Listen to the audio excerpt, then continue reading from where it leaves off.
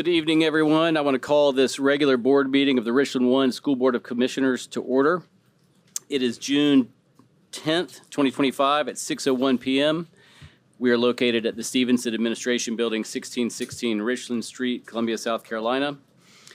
As always, pursuant to the Freedom of Information Act, all persons, organizations, and media outlets, as requested, have been notified of the time, date, place, and agenda of this meeting. Before we get to the agenda adoption, we do have an invocation that is going to be graciously provided by Pastor Ken Addison of the Beulah Baptist Church.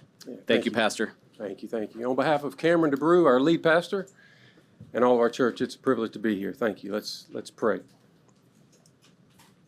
Our God in heaven, Heavenly Father, your people come to you tonight through Christ, acknowledging that you are worthy, you are holy, you are worthy of worship and glory and praise. Father, we acknowledge tonight that as we sit here and gather to make decisions for the benefit of so many, Father, we exist ultimately for you. And Father, we pray that your will is done tonight. Father, I'm mindful tonight of who we're really working for. We're working for every child in every school in this district. God, we pray your great grace upon them, your provision for them in the classroom, Father, in their homes, for the many needs that all of them have that far exceed anything educationally. God, we lift them to you. We lift every teacher, every administrator before you, asking for your protection and your grace and your patience and your leadership and your love through them to our students. God, we pray for everyone in this building, Father, that you would continue to give great wisdom and guidance and leadership as they make decisions for so many. God, we lift all of these to you, Father. But God, I'm reminded tonight that we're also mindful not just of physical needs and educational needs and relational needs. We're mindful of the spiritual needs of all that we've mentioned. And so, Father, we thank you and we praise you that you have given us Christ to be provision for our sin, that through our repentance and faith we may be saved. And so, God, we pray for the spiritual well-being and salvation of all, Father, that we are in the care of. And so, God, tonight, you who work all things to the counsel of your will, God, we pray that tonight's board meeting would do just that, that you would work this to the counsel of your will for these people that we are in charge of. In Christ's name we pray. Amen. Thank you so much, Pastor Addison. We do have an agenda before us. Can I get a motion? Mr. Chairman, move that we accept the agenda as presented. Second. We've got a motion by Commissioner Devine, seconded by Commissioner Bishop. Any questions or discussion? All right, I'll call for the vote. I know we've got, all members are here. I know we've got one member who's dealing with some computer issues. Can we do this by voice? All in favor of the motion, say aye. Aye. Any opposed, say no. The ayes have it. It was a unanimous 7-0 vote. So the agenda is adopted, and we will start with the Office of Teaching and Learning 4.01 Seal of Biliteracy presentation by Mr. Spence.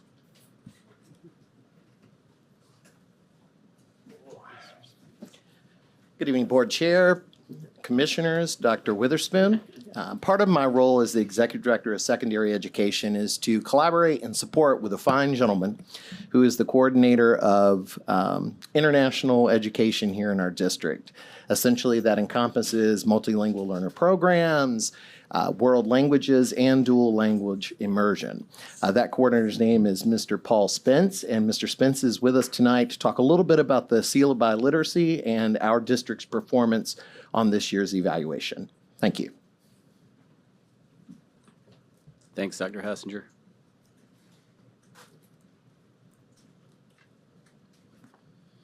Good evening, Dr. Witherspoon, Chairman Lominack, members of the board. Like Dr. Hasser mentioned, I am Paul Spence. I coordinate all of our second language programs for the district. And here tonight, I'd like to take a moment to brag about everything, all the good things our students in Richland 1 are doing in our second language programs. So first, I'd like to start by talking briefly about our multilingual learner program. We're still finalizing the data, but this year Richland 1 had 108 students achieve English proficiency and exit MLP services. So part of that means reaching a certain level of their WIDA access scores. Later on in the year, we'll have more data for you concerning that. As part of my additional duties, I supervise what's called the International Welcome Center, where part of our mission is to connect our other language families with the district to make sure they have language access. This year, my team of 4 has served over 475 families and students since July 1st of the previous school year. That includes things like re-enrollment, enrollment, access to McKinney-Vento, those sort of things, any sort of thing like an English-speaking student might need access to. And with your support, this was the first full year Richland 1 was able to have a full-time Spanish interpreter on board. And I'd like to thank you very much for that, have that opportunity to further support these families in our district. Next, I want to talk briefly about our language immersion program. Our language immersion program was founded in 2016 as a magnet program at Carver-Lyon. It follows a 50-50 model, which means it allows students to spend half their day in a second language. I think Counselor Devine, you were there when we read where Real Men Read, and I think Dr. Moore, we were there also. You get to see part of that. But these students have an opportunity to take Mandarin, Chinese, and Spanish now pre-K through 9th grade. Next year will be the first year where we have a cohort of students at high school, and they'll be starting at Dreer next year. This is significant because it shows this is the difficult part of starting a program like this, getting it to the high school level. And I'm now proud to say we have a mature, well-working program where they will be starting high school in the coming school year. I would also like to say that our language immersion program is one of the few programs that I know of in the Southeast that offers a pre-K program. And if you have the opportunity, please go to Carver-Lyon and watch the 4K Chinese and Spanish classroom. It is a joy to see, to watch little kids at 4 years old interacting in Chinese or in Spanish. Anyways, I would also like to kind of brag about the accomplishment of these students at hand. This 8th grade class, if they were juniors and qualified for the Seal of Biliteracy, we'd have 13 students who have a sufficient language proficiency to earn a Seal of Biliteracy as 8th graders. So now this takes me to our world language program. So I'm proud to say as an instructional leader, like we have one of the premier and most comprehensive world language programs in the state. We offer 5 languages across our clusters. We are one of the only districts in South Carolina that can say we offer Spanish K through 12 for every student and every cluster. So every single one of our elementary schools has a Spanish teacher, and our students have the opportunity to take Spanish as a world language in any of our clusters through high school. So our success is evident in our numbers of Seal of Biliteracy.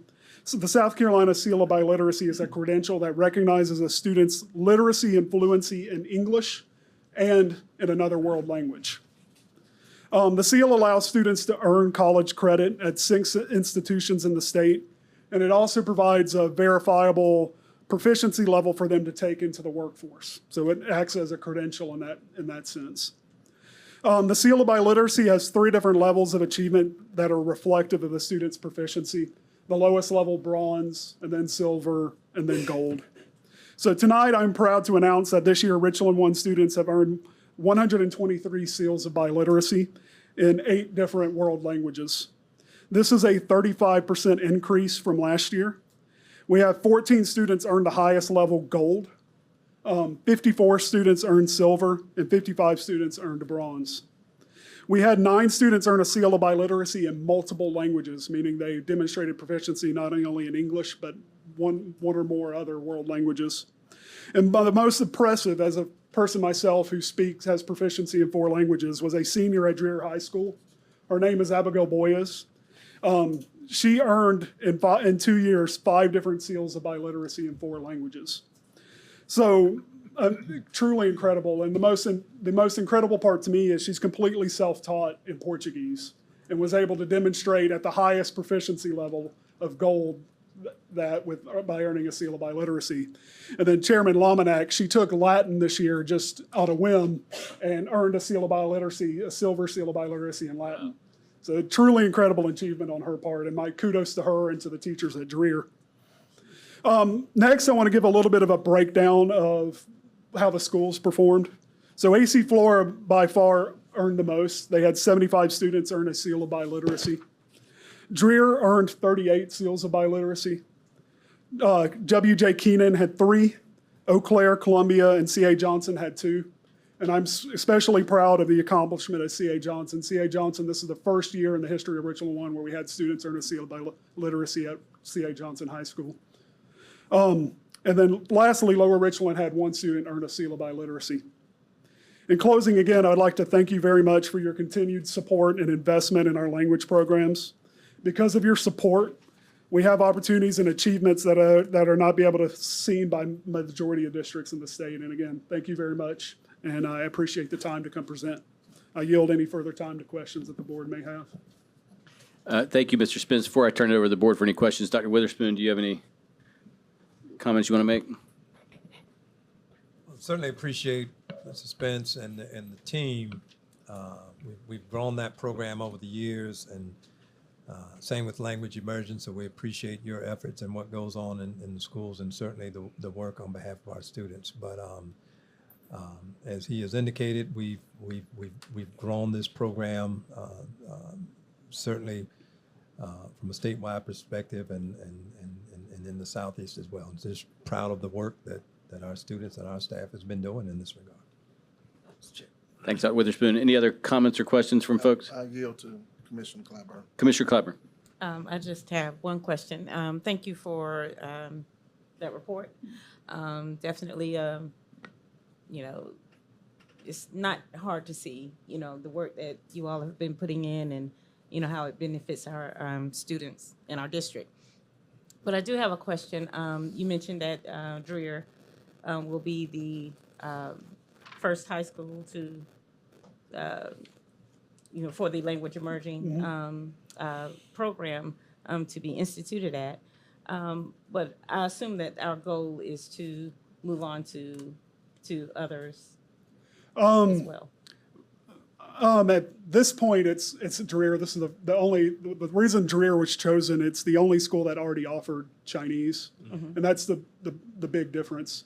But at when the students reach 8th grade, these students have a choice. So like the IB program at AC Flora still can serve the needs of these students' language proficiency. So they have the option, if they want, after 8th grade, to go to the IB program and do IB at AC Flora. But the idea was to continue through Dreher because that's where Chinese is offered.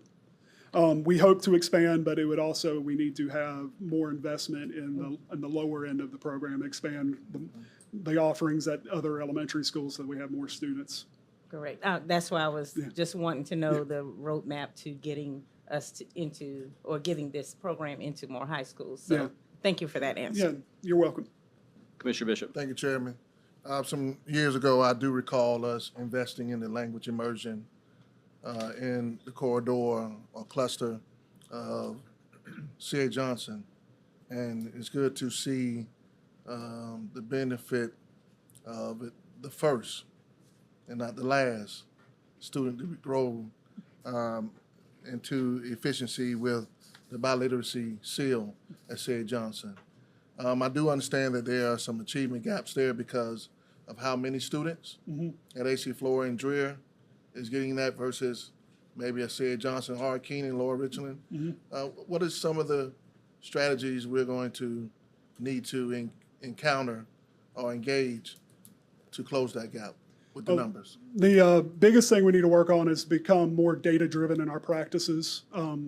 Part of the thing that I have is I have a great team of educators across all the high schools that are very invested in learning how they can do this better and how they can use data to impact these students' achievement in language proficiency. And the other thing we can do is make sure we have stable programs that are feeding these high schools. So making sure that W.A. Perry has a stable, well-prepared Spanish teacher, making sure that the feeder elementary schools at like Watkins Nance have a well-supported, well-trained teacher that can feed the program. And the biggest thing is just having that continuity K through 12 where you can have that time to build that proficiency where it's a lasting skill. And I could proudly say, like, in that cluster, we have some of the best elementary teachers I know in the district. My lead teacher for middle schools is at W.A. Perry. He's fantastic. And I can't speak highly enough of what that cluster has been able to do over the last 2 years. Thank you. Thank you, Chair. Yes, thank you. Thank you, Commissioner Bishop. Commissioner Hersey. I have a question, just for clarification, because I wasn't aware when all this first took place. Since the immersion school sits in the C.A. Johnson cluster, is there a reason plans weren't made for the program to be facilitated and carried on through Perry and Johnson? I can't speak fully to that. It was a decision that was made before prior I to you. before Yeah, I that's came what I on was- board. I was asking for that. When we started, again, looking for sites to have this, Carver Lion was chosen. We did look at the feeder pattern, if you will, or several options as the program progressed and looking at middle and high. Perry was considered, but at the same time, we were looking for another grant, MSAP grant, which Perry is a part of as well. So the decision was made that we went with the magnet piece at Perry and looked at the middle school piece in hand. And then the thought process, as Mr. Spence indicated, the thought process was we had Mandarin already at Dreer, and to connect those pieces. And we also looked at space allocation and facilities and so forth. And that decision was made for the immersion program at the middle level, going to hand and then connecting with Dreer. And subsequently, we do have the magnet program, the BLAST program that Carver Lion is a part of. I mean, not Carver Lion, I'm sorry. Perry is a part of. You know, just for future planning purposes, this is something we need to consider, because if we're looking at the enrollment, and this is not for you, I'm just saying in general, the enrollment of our high schools, we know that Dreer is one of the largest schools, whereas Johnson is probably one of the smallest. We need to consider those things when we're trying to plan long-term, and I know that's something we'll have to deal with later, but that's the reason why I asked the question. Sure. Thanks, Commissioner Hersey. And one of the things I wanted to ask, I'm correct, or tell me if I'm wrong about this, that as with most of our Montessori, magnet, and immersion programs, kids in a program at, for example, hand are not just students who are zoned for hand, correct? Correct. And then so that group that's the group that's kind of graduating from hand and going to Dreer, and then they get to choose whether they continue on in the immersion program or go to their home school if they're not zoned for Dreer. Is that how that works? Yes, sir. Okay. So the good news is y'all are doing such a good job that almost all of the questions have been focused on expansion and getting it to other schools. And I think that's something we'll have to obviously tackle, which is a good problem to have. So thank you for putting us in that position. I think Latin is probably, should get most of the honors in getting us there, but that's a slightly biased opinion that probably not many other people hold. But 10 seriously, huh? 10 of Dreer's seals of biliteracy were Latin. Of course. So 1/3 of them. I won't say anymore. I'll let that number speak for itself. But in all seriousness, the research around study in world languages of any language and the impact it has on students' academic achievement and other pursuits is long in the making and is very clear at how important this study is. So thank you for all that y'all are doing. And then now it's up to us, I think, over the next couple of years to start thinking about how we can continue the work and expand it. So thank you, Mr. Spence. I appreciate it. Yeah, thank you very much. All right, Dr. Hassner, we're coming back to you with the high school benchmark data presentation 4.02.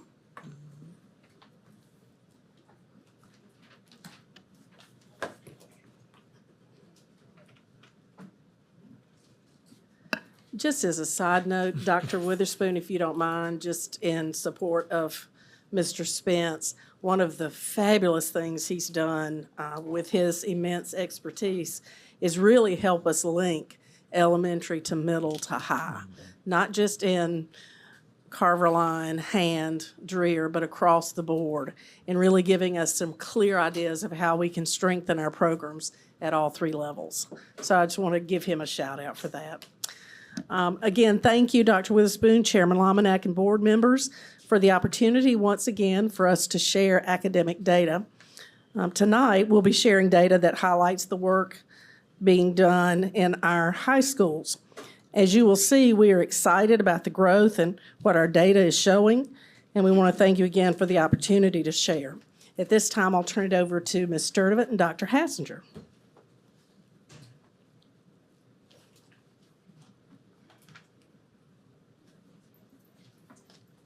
Good afternoon. As you all know, we are a visible learning district, so we're going to start off our presentation focusing on our learning intentions and our success criteria.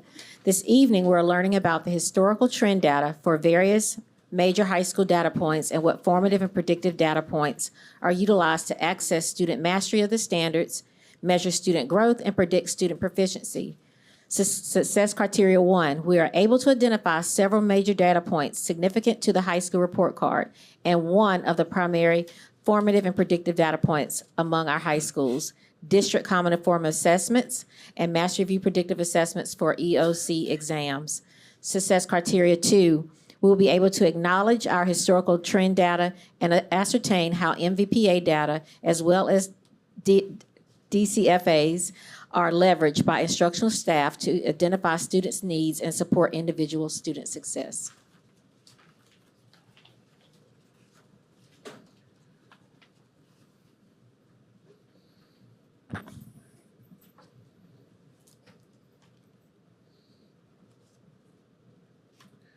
There's that learning intention to success criteria.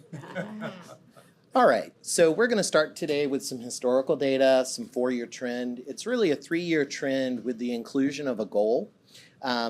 This first line graph, there are 2 sequences. The top sequence is the pass rate for the Algebra 1 EOC.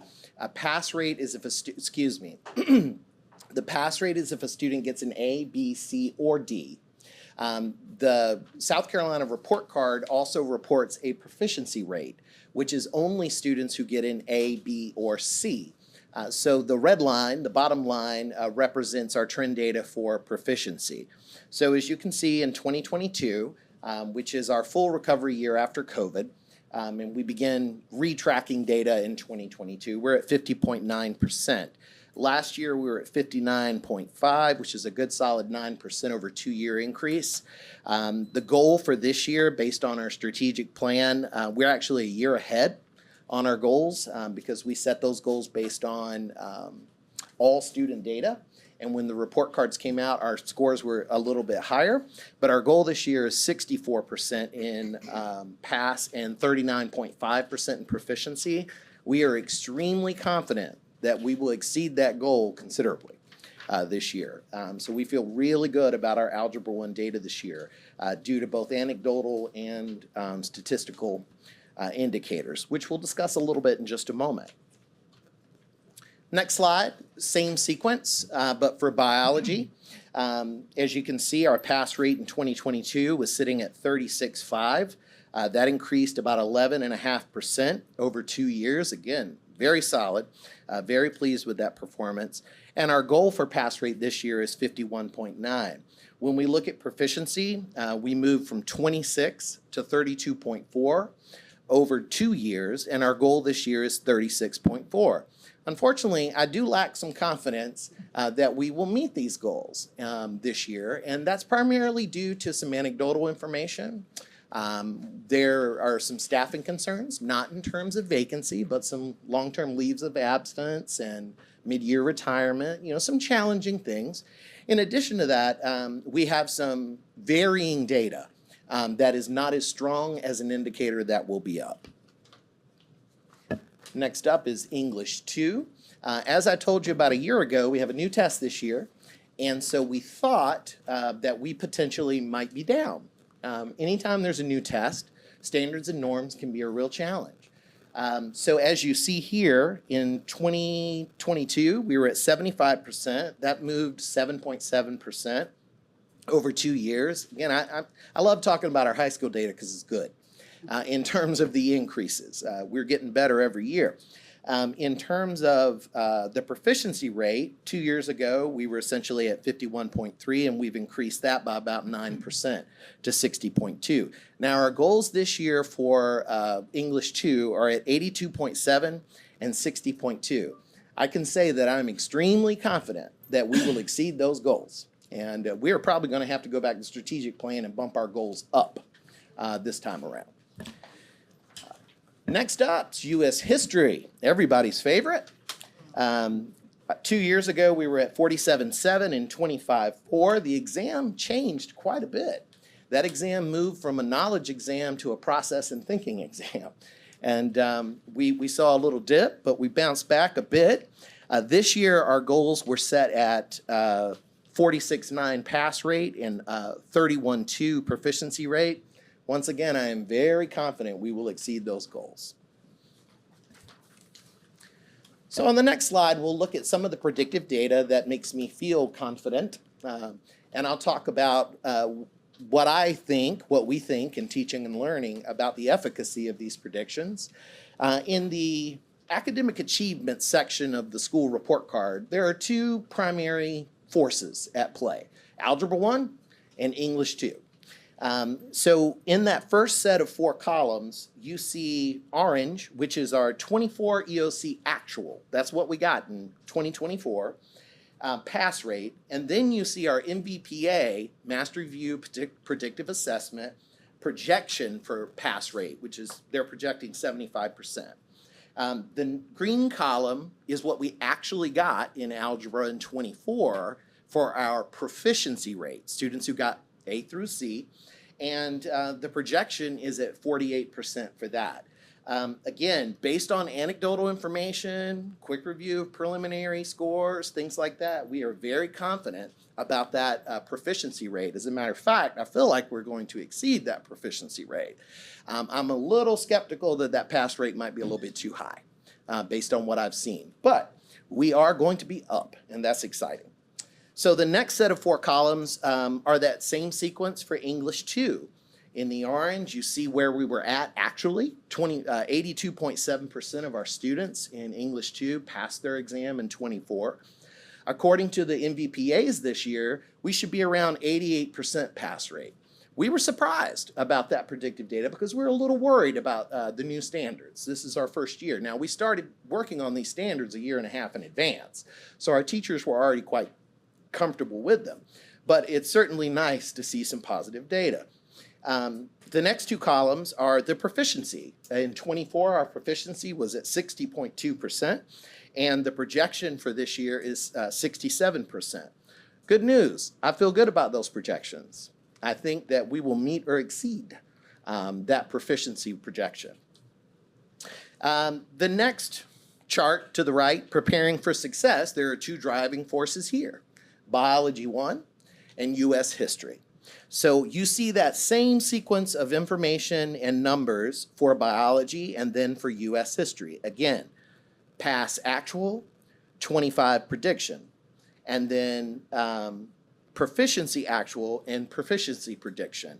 Now, I see that it says that it's predicting a huge increase in biology.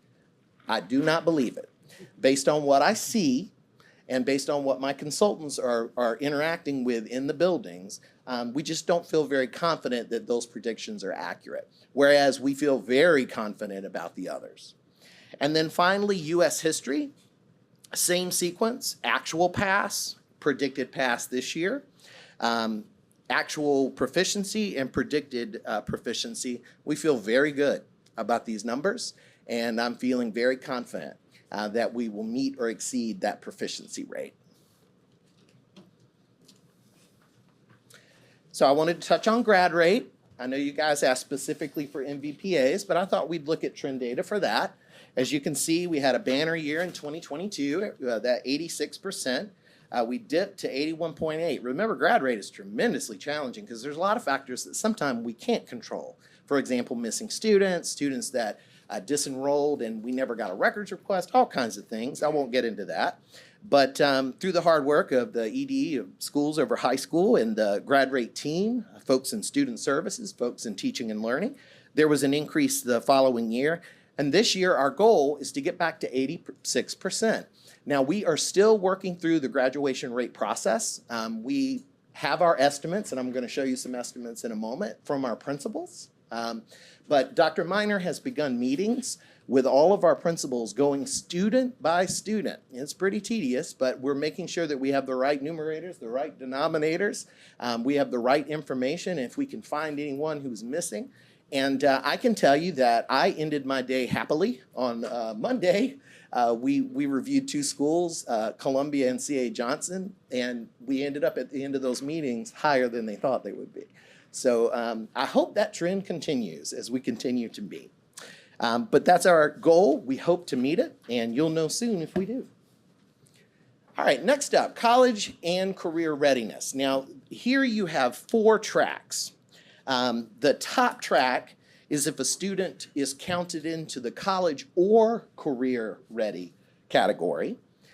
That's the orange at the top. The blue is if a student is career ready only. And again, they also count in the orange. I know this gets very confusing, okay? But those are our kids that are career ready only. Then below that, you have the green, which are students who are college ready only. And then below that, you have the red, which is students who have qualified for college and career readiness. So as you can see, a few years ago, we were sitting at 55.4. There was a slight increase, and then we had a nice solid increase last year. Our goal this year is 70%. That challenge was issued to us by our superintendent, and we have worked diligently to refine our processes, because one of the major issues we had with college and career readiness is data control. And that has really been cleaned up through the Power School team, through our CTE folks in Mr. Dinkins' office. Dr. Prince has assisted me in making sure we have 1 point of contact instead of 10 points of contact that are entering our college and career data. And we're looking forward to some great things. So our goal for both career readiness and our college or career ready rate is 70%. We are also, and this is a bold goal because moving college readiness is quite challenging, because they're the indicators that, and we'll talk about this in just a second, the indicators that can get you college readiness is not something that you can do in a quick fix. You can't take a couple classes and be college ready. It's really quite challenging. And we'll review that a little bit. But we are looking for a 10% increase this year. That was the goal we set for ourselves, and that is the goal that we've gone after tenaciously. And we'll report on that when all the good stuff comes out in October, I guess, right? So that college and career ready piece, I just wanted to review how a student can become college or career ready. First of all, to become career ready, they can complete one of our career and technical education pathways. Remember, we're blessed in that we have every pathway. Many districts do not have that. We have all the pathways, plus we have what are called special programs in order to make things happen for kids. Now, they can't just pass the courses, they also have to pass a national credential exam. For example, I put down OSHA or the microburst test. If someone is in culinary arts, they might do the Safe Serve exam. Now, that will change next year. We were only required to get 1 point of a certified exam. Now, students will be required to get 3 points of exams. So they either have to take an exam that counts for 3 points, or they have to do a 1 point and a 2 point, or they have to do 3 1 points, you get the point. There you go. See, Commissioner Weston laughed. Very good. So it is going to get a little more challenging. But that's one way that our kids can become career ready. Another way is to complete a state-approved work-based learning experience. For example, I have an intern working in my office right now. Oh, and here's another one. And so you can get real-life work-based learning experiences either through internships. We work with the City of Columbia. We have some with the Dominion Energy. We have some here in the district. And also, some kids just have part-time jobs that are aligned with their goals. Someone may want to be a chef and is working at a restaurant. Well, if that's on their IGP, then the work they have done, we can collect evaluations from their employer and verify work-based learning experience. The next is to complete, is the WIN test. Now, this is actually where we get our most kids qualifying for Career Ready, are students that score a silver or higher on the WIN test. There's the ASVAB test score. Many people think of that as the military test, but really it's a career readiness assessment. So that is a way you have to make a 31 or higher. And then finally, some of our students in special disabled situations can get what's called the South Carolina High School Employability Credential. Now that student may not even be on a diploma track, but they could be certified as career ready if they complete the coursework and the work hours necessary and the training necessary to get that special credential through SCDE. So let's look at college ready. You got to have an ACT composite score of 20 or more. You've got to have an SAT composite score of 1020 or higher, and that's where we get our most kids, our biggest number of kids qualifying for career readiness, are our kids scoring on the SAT 1020 or higher. That's the biggest percentage. They have to take an AP course with an exam of 3 or higher. They can't just pass the course. They have to pass the exam. They have to take an IB course, pass it, and then pass the exam with a 4 or higher. Or they can complete 6 hours of qualifying dual enrollment courses with a grade of C or higher. I say qualifying because not all dual enrollment courses are on the qualified list. So we're very careful here in this district to make sure we're offering a plethora of options that are on the South Carolina Department of Education list. Through MTC, we have dual enrollment options through Winthrop now, dual enrollment options through Aiken, dual enrollment options through University of South Carolina. So we have lots of options for kids, and we just want to continue expanding that so kids can explore university level study.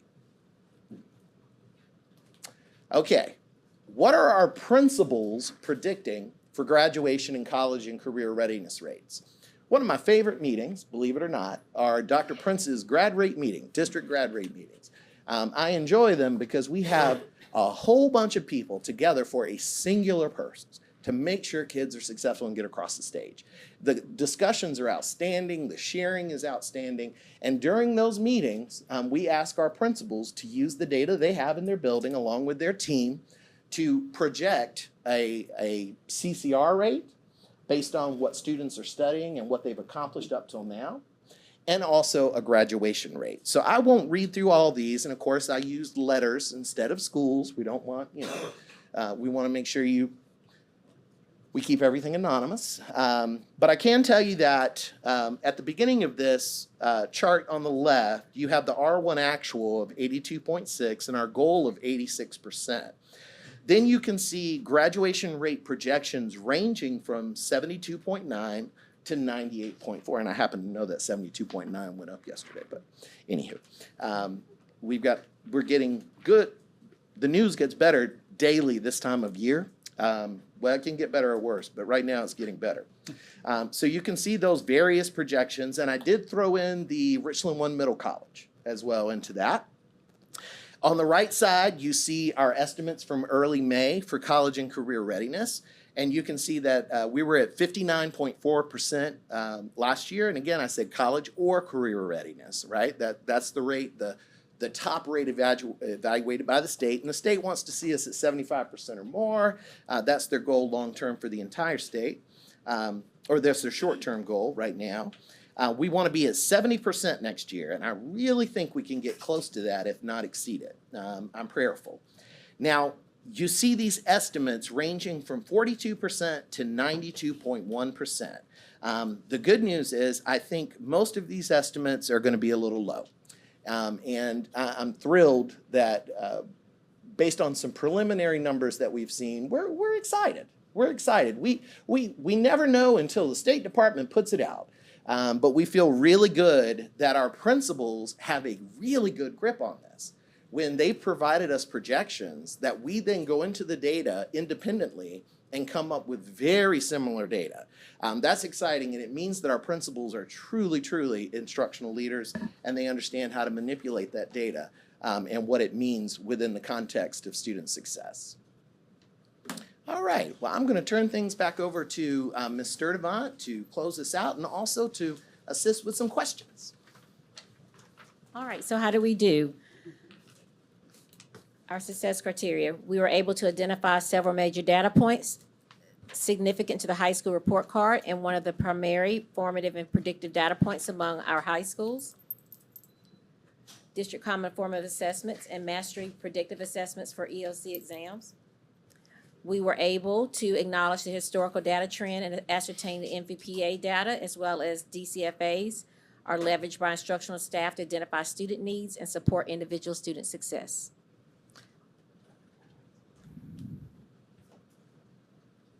Thank you for your attention. Do you have any questions for our team? Thank all three of you very, very much. Any questions or comments from board members? I've got one, but I'll hold off if anybody has anything else. All right, then I wanted to say a couple things really quickly. One, thank you so much. Only a crazy person would have some of those goals, and I'm glad we've got some crazy people. It sounds like we might have a real banner year on some of our results. I do want to say, I think in addition to expanding the world language program, the other common thread of some of the questions was addressing some of the disparities among clusters and schools. And I think the good news is some of these numbers are increasing so much that we can then, I think, start to dive in at some of the schools that may need more support from us. And I think that's one of the things I want the board to focus on over the summer. And that's for a work session, not tonight, because that's a deep dive on data. So that is a really great thing to say that we are getting to that point where we can start to focus on that while we watch some of these numbers go up and up. I also want to say, I hope that there are no teachers watching this. It is Tuesday, the second week of summer, but in case they are, I want to make it clear that our kind of renewed focus on some of this student achievement data, I don't want it to suggest to any teacher that we, as a board, think that we need to do more testing in our schools. I don't want them to think that we think they need to do certain lesson plans or that we're going to dictate anything about how teachers are doing the work. That is not the point at all. It's really for us as a board to figure out what do we need to do to make sure we're supporting each of the schools in reaching their goals. And I think one of the things that was said earlier, I think Dr. Hassan, you said some of the long-term absences for folks for medical, unexpected issues that nobody can control. That's the greatest compliment to a teacher, though, when that is the reason that maybe we might not have gotten to where we wanted to get, because that is a reminder of how important it is to have a highly qualified, certified teacher in every classroom. And I think that's one thing that obviously the board will remain focused on. So I really, really appreciate the focus y'all are putting in on raising these numbers through multiple ways, not just achievement also, but making sure that we're getting credit for the things that are happening by the things you talked about, making sure that we're staying organized and keeping track of things. With that, so thank all three of you. Any other questions or comments from board members? Commissioner Bishop. I just want to add to the conversation, Chair. This is what the hard work looks like. And, we didn't get here in the last 24 hours. We need to definitely acknowledge that our staff and leaders of this district have been trying to be on this trajectory for a number of years. And sometimes the narrative beat up the district that we weren't being successful or we weren't doing right by students, but the data speaks louder than any narrative out there. So just like Commissioner Chairman Lomanak said, great job. Excellent work from the top of the leadership chain all the way down to everyone who makes this work. But one thing I do want us to consider as a board, as the last conversation of the last item, which was 4.01, when we talk about budget, let's look at what we're investing in, as Chairman just said, to those opportunity gaps. If we continue to invest in those things that make the main thing, we can make sure that we continue to see data points like this. So great job, and just wanted to add to the conversation what Chairman Lomanak just stated. Thank you, Commissioner Bishop. Anybody else? Commissioner Wesson. I'd just like to thank you for getting to the point. Appreciate that. If I could, I just Yes, wanted to of say course. one point. I told you we were excited about our data. But I do want to say one thing. one very specific focus we have had when you look at this kind of data, and you'll see it in the PowerPoint, is really looking hard at how do we deal with and address pass rate, how do we deal with and address proficiency rate. And we don't want to be at the state average, we want to be above the state average in every data point. And looking at how we can increase that proficiency level because we know our kids can do it. And you've heard us talk about district CFAs and really upping the level of rigor. That's what those CFAs are supposed to help us do, really give them the level of rigorous questions that they'll see. And we're seeing some of the results of that work. I just wanted to connect that because for us, that's really important as we look at that proficiency level, and we want to continue to see it increase as well. Thanks for that. Commissioner Devine. Thank you. Thank you for this information. Good information to share. Just, I think, Dr. Hassel, you may have mentioned it. As we're looking at our strategic plan, I'm on the site looking at it now. We have either met or exceeded some of the goals that we have in the plan. So at some point, you all will bring that back to us with an updated plan to increase those numbers in the near future? What I can tell you is we looked at them at the end of last summer, and I think we had some adjustment, Dr. Minor, at the end of last year. We'll do the same thing and make sure that not only are they goals that will push us, but also goals that we know if we do the right things, we can reach. Right. So then with that said, now do those come before the board again to be approved, or is that at the staff level to be approved to the State Department going forward? Okay, so you all will just notify us once we increase those numbers to where it needs to be.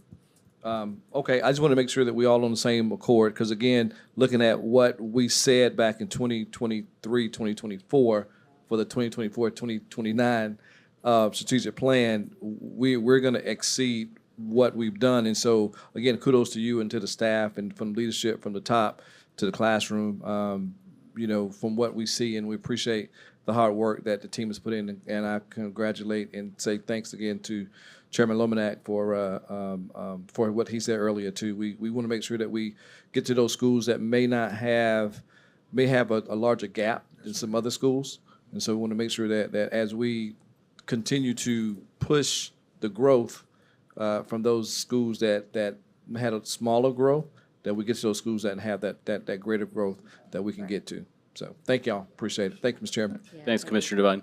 Any other questions or comments? Awesome. Thank all three of you very much. Yeah, good news. That's why we're here. All right, we'll move to 5.01, public participation. It's my understanding that no one signed up for public comments tonight. So we will move on to consent agenda 6.01 minutes, regular meeting on May 29th, 2025. Can I get a motion? Move to accept. Second. All right, we've got a motion and a second. Any questions or discussion about the minutes? All right, can we do, Commissioner Clyburn, are you logged in now? Yes. Okay, can we, I'll call for the vote electronically.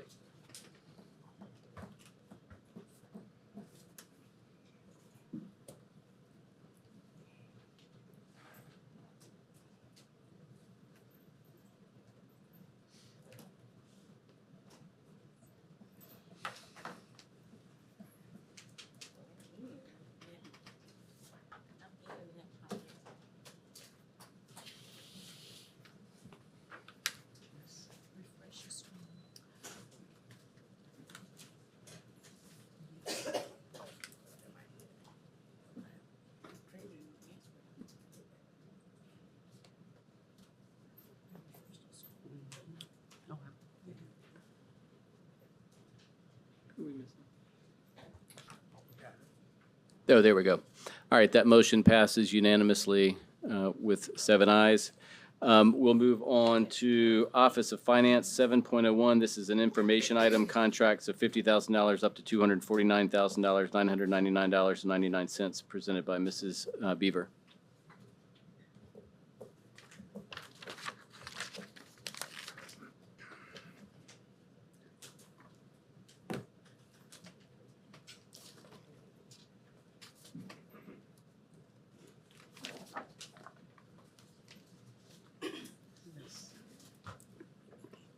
Good evening, Chairman Lomanak, board members, and Dr. Witherspoon. Please see the 50K to 249K list attached. This is an informational item being submitted. Thank you very much. As she said, this is an information item. Any questions from the commissioners? All right. Thank you very much. And we'll move on to 7.02, Contract Arden Elementary School Roofing Project. Good evening. The administration requests approval by the Board of School Commissioners to award a contract to Watts Associates Roofing from Columbia, South Carolina, in the estimated amount of $351,500 for Arden Elementary School roofing project. The administration so recommends. Thank you. You've heard the recommendation of the administration. What's the pleasure of the board? Move for approval, Mr. Chairman. Second. All right, we've got a motion by Commissioner Devine, seconded by Commissioner Bishop. Any questions or discussion? Commissioner Hersey? Just one question, and this is something we can work on moving forward. We'd always ask about evaluations of contractors in the district. So this is something that I think that we need to consider putting in place moving forward, because they've done work across the district before, just to show that what work they've done has been sufficient and there hasn't been any concerns with what they've done in the past. Dr. Witherspoon?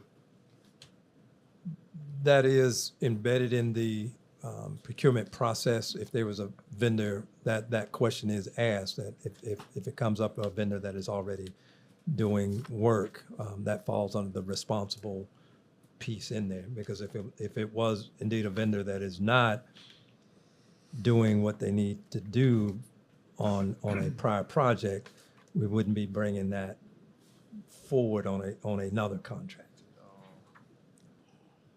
All right, any other questions? Commissioner Devine? Just real quick, on this one, it's a portion of, and I'm familiar with this roof and the issues that this school has had. Is that the, I don't know, I see Mr. Melvin in the audience. Do we have, is that the portion that we've been dealing with in the past? I'm assuming the answer is going to be yes. That we had some issues with some leaks towards the front of the school. Mr. Henry?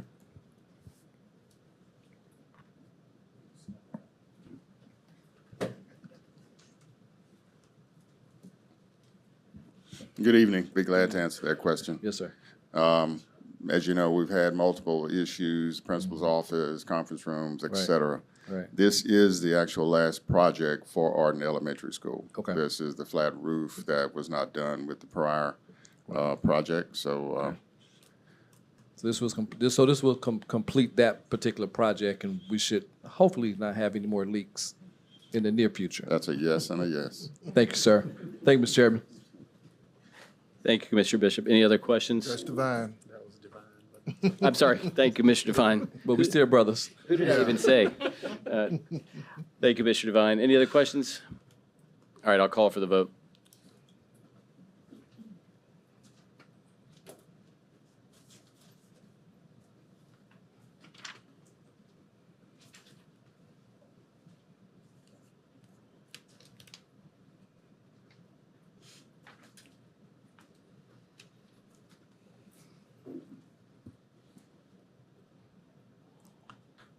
That motion passes unanimously, so we'll move on to 7.03, banking services. Good evening. The administration requests approval by the Board of School Commissioners to award a contract to First Citizens of Columbia, South Carolina to provide banking services commencing on July 1st, 2025, and 4 optional one-year periods not to exceed June 30th, 2030. First Citizens is the incumbent provider with these services, and past performance and services have been satisfactory. First Citizens has been determined and deemed most advantageous, responsive, and responsible offerer to the district. The administration so recommends. You've heard the recommendation of the administration. What's the pleasure of the board? Move for approval, Mr. Chairman. Second. Motion by Commissioner Devine, seconded by Commissioner Moore. Any questions or discussion? Just Commissioner real Vine. quick. So, Dr. Witherspoon or Ms. Matthews Hazel, these value-added services that are offered to the employees, does the vendor get to come into the organization and present those to the team members or to employees of the district? We are working on, right now, a listing on our website or through internal portal, all of the perks, if you will, that vendors, including banking, have kind of a one-stop shop where employees Right. could go to and say, oh, I can get a discount on this, I can Right. get this, or what have you. So that is something, again, with this, and Ms. Matthews Hazel might be able to give some more in-depth information. It would be listed on that site as well, but we're certainly open to affording our employees any and everything that they are so deserving of. Yes, sir. In that All right. regard. Ms. Matthews Hazel, if you will. Okay. All right, very good. Thank you, Mr. Chairman. Thank you. Thank you, Commissioner Devine. Dr. Witherspoon. Any other questions? All right, I'll call for the vote.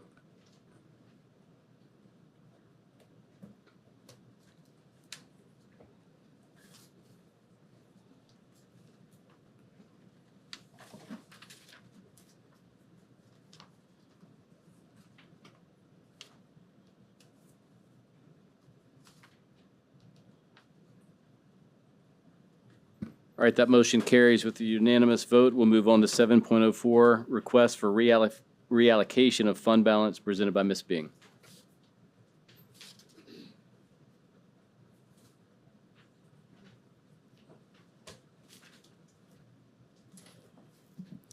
Good evening, Chairman Lomanet, members of the board, Dr. Witherspoon.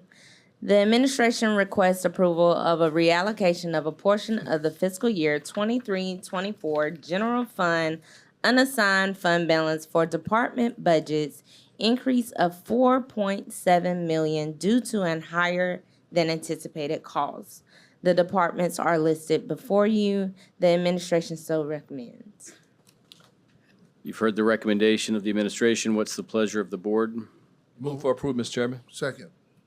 We've got a motion by Commissioner Vine, seconded by Commissioner Bishop. Questions or discussion?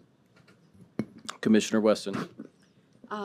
With all of the request reallocation, how are we bringing this forward? Where is it coming from? For example, custodial services, what year? What amount? This is for the current year we're in. What happens, and we shared this in a couple of the committee meetings. When we bring the board a budget, if you will, for any given year, we bring you a balanced budget based on what we get from the state, based on what we get from the county. And we bring you a balanced budget. So then we also ask you for a needs-based budget. So depending on what those dollar amounts are, we have to make reductions. So while a said department might say, okay, we need X amount, and our final budget may not allow for that, we either give you the same amount or less, then we reassess or look at that at the end when we close out the prior year. Because you don't close out the prior year, it ends June 30, but there's still, there are invoices that have to be paid. There's still a lot of reconciliation that has to happen. And we don't know what that one-time fund balance will be until December. The auditor does their work and so forth. So knowing that, and that we will have some one-time, and we have an idea, but it's not final yet, just like teaching and learning said, we have an idea of what the data may be, but it's not final yet. But we have an idea. We come back at this point in year and say, okay, we want to reallocate some of those funds. We do the same thing with travel, for example. We will reduce the district travel amount And when we see our way clear, we'll either bring to the board, hey, out of some one-time funds or what have you, we want to get travel back to where it was. So this is a similar case. So in the meantime, custodial services still has to happen and going on down the list. We still have to do said things, knowing, okay, yes, there's going to be a certain amount of one-time funds that can be used. And when we get a clearer picture of both what those needs are, what that revenue is, we come back and we reconcile at this point in the year. So 4.7 million has not, we didn't look at it in a monthly time frame, 2 months, it's been a whole year? Well, it's been since when we closed out, but we still needed to make sure that, okay, what's anticipated, what's going to finish out the year, and we wouldn't want to come to you every month doing a budget transfer. So we see our way clear in terms of what's anticipated to finish out the rest of this fiscal year, thus coming to you once. Okay. Looking at all of these, the custodial services, building services, facility services, movement services, security services again, special services, parent and students succeed services, and human resources. Is there a breakdown of this to see what's going to be reallocated from which? Of that 4.7 million, we can provide that for you. And about when would we anticipate having that done? We will try to do that by this Friday, or if not, the following Friday, but we can provide that. Okay. Question. Commissioner Hersey. So my question's kind of just under the same area for clarification. We're in 24, 25, and these were funds left over from 23, 24. And additionally, there's another line item here, I think in another agenda item, for additional funds to be provided to special services for an overage of services that were already covered.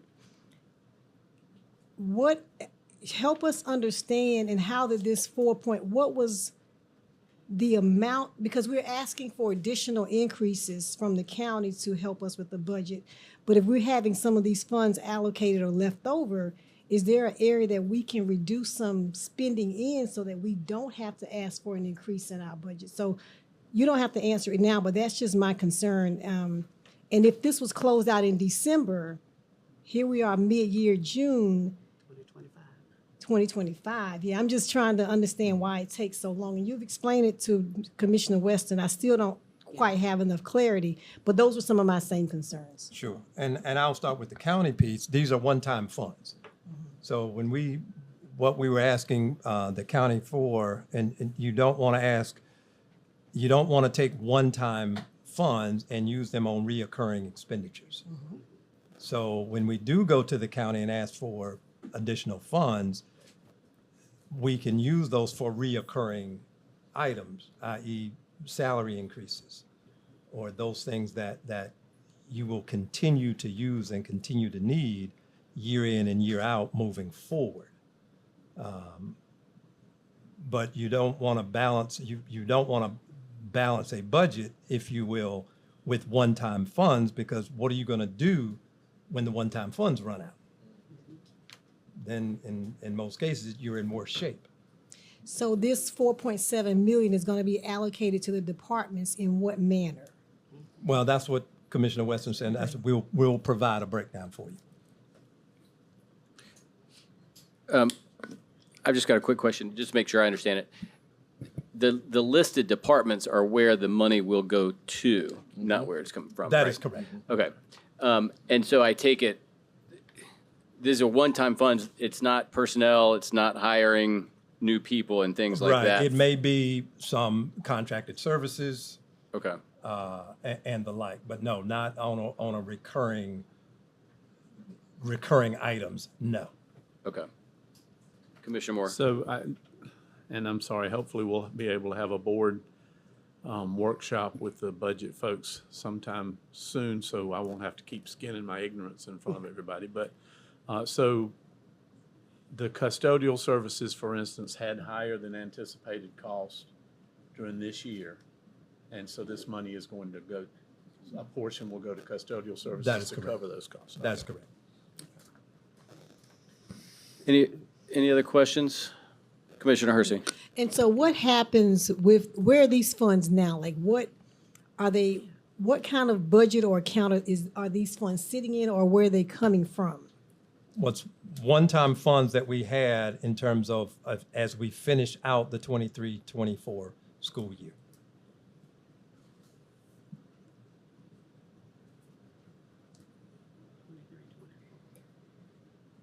June 25. Commissioner Moore.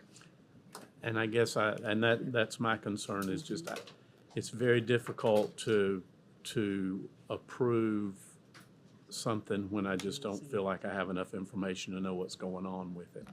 And that's not, I mean, that's me possibly as opposed to anything else, but, and maybe my misunderstanding, but it's a difficult for me to do that without having a little bit more information about what's been going on with this money, where is it going, what were the overages about, or some of the overages, were they, I don't know, was it poor planning, or was it just the way the world works? I'd just like to get a little bit more information about that before I would just approve something like that.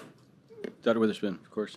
As previously stated, it was not poor planning. Again, we had to do a balanced budget, and then this is a process we've actually used for years in terms of, again, what is allocated, what we have, how do we present a balanced budget, and then reconcile with any again, one-time funds that we have. Commissioner Clyburn. So I was just wondering if some clarity could be brought forth. I think some clarifications have been made already by Dr. Witherspoon when he stated that these funds are for one time? That's correct. One time, a one-time situation. They're not reoccurring. So that's one thing. But another question that I was going to raise is, would this,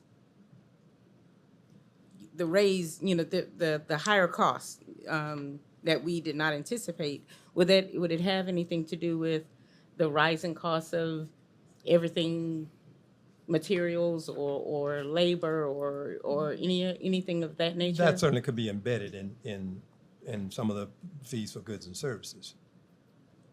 Okay, that may not have been anticipated because we're not in those companies to, determine what changes they're going to have. That's correct. On their end. Okay, so I'm just throwing it out there because we're all consumers. We have families and homes and cars, and we live our lives. So we don't live our lives on a fixed income. Prices change. And we have a whole school system that we're running here. So I just wanted to try to make that point. Thank you, Commissioner Clyburn. Any other questions or comments? Commissioner Moore. Can somebody tell me if this amount is in line with similar to what it's been in past years? I mean, is it? Yes. It is. Yeah, I say yes. And I don't mean to belabor a point, but as a principal at a school, I was given a budget at the beginning of the year, and I did not have the option of reallocating money from other places if I went overboard. Now that's not, I'm not passing any judgment on the reasons for why these overages happen. I'm not saying that anybody didn't plan right or anything. I'm just saying that I think we need to look at, I need more information about it before I would just say, okay, you overspent your budget, so we're going to give you the money to cover that. And that's just my perspective. Dr. Witherspoon. And Mr. Henry, I'll let you give some examples, but what I would say, our schools all the time go to the EDs or even come to my office or the chief of staff's office to request additional funds. So that does happen, and happens quite regularly. And I see we got some principals out there nodding their heads as well. Mr. Henry. Thank you, Dr. Witherspoon. Seems that there's some trepidation here. So let me give you some examples from a facilities management standpoint. We have a budget to maintain the district. We have a very large, expansive, expensive district. HVAC is one of our biggest needs. So during the school year, we have a budget set aside for HVAC. So sometime around maybe February, March, on any given year, we may exhaust that budget. But I never get a phone call from a school that says, Mr. Henry, my AC is out. Do you have a budget to repair it? The call is always, when are you going to have it repaired? So we don't stop when we run out of funds, if you will, on that particular budget. So we continue.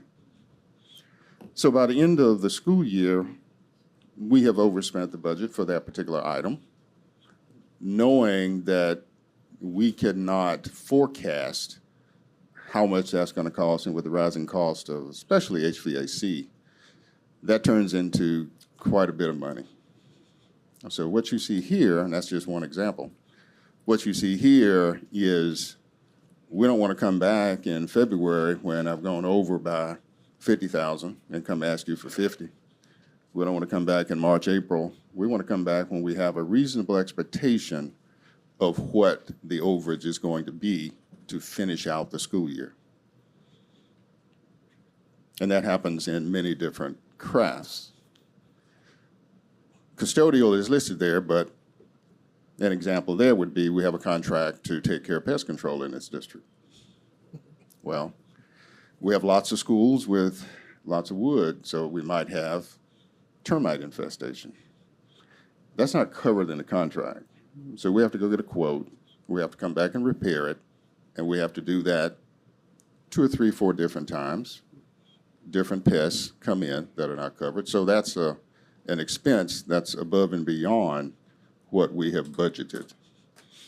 So what you see here are things that must be done, and we don't stop in this department because that particular line item has been exhausted.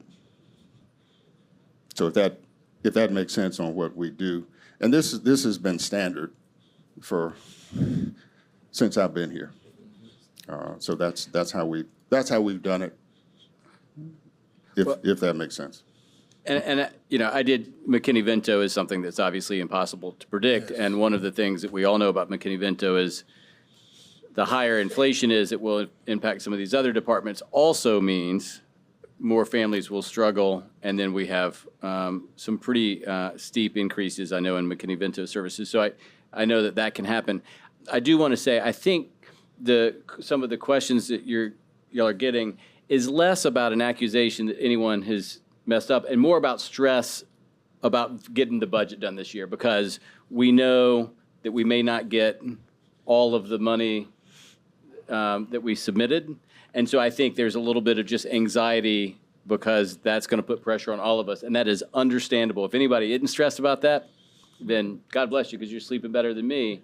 But I think everybody is. And so I think that's where those questions are, is just to try to make sure that we're not missing any stone that we can turn over. So I just want to make, at least from me, I think that's the sense I'm getting from some of the questions. So I just wanted to point that out. Commissioner, did I see other hands up? Commissioner Bishop? Thank you, Chair. In a scenario-based understanding of what we're talking about, let's just say the district is a household budget of $400. Because we have $400 million roughly, right, at this point. And, you know, if you go to a grocery store and your grocery store bill is jacked up because of the price of eggs, it may go to $401. You didn't see that, right? Because all you did was shop. All you did was make sure you put things in the basket. That's the educational needs. And some of those things are hidden costs, things that we didn't project. And so my clear understanding is that either you're going to add $1 to get the items you got in the basket, or you have to put some things back. I remember those days when I didn't have enough money according to my budget and I had to put things back. What that does is compromise the system. And so when we start talking about why the walls aren't painted, why do we have pest problems? Well, you put things back. And I don't think we're talking about that tonight, and I'm glad we're not, because that's what I want to believe. But we do just want to understand, what are we spending the money on? Okay? And it's those hidden costs that we didn't see coming because of inflation, right? And so I'm glad that you eloquently said that in a very professional way as to what we're doing in the system. But what I want to add to the conversation is, we discuss this also in our committees, right? And I think we bring it here for the benefit of transparency. So that's good, right? But I just want everyone to know that these items do come up in our committee. So while we're doing that due diligence, if people out there want to hear what we're doing on board meeting night, you can also listen to it while we're doing it in the committee.